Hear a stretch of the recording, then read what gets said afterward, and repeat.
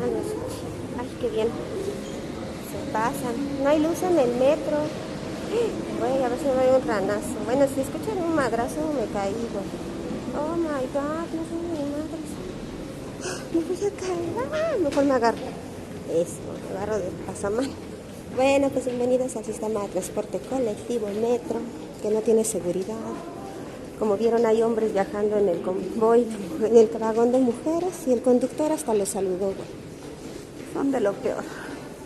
Los conductores son los que, a diferencia del metrobús, no ponen orden. No, en el metrobús sí ven un güey en el área de mujeres y lo bajan.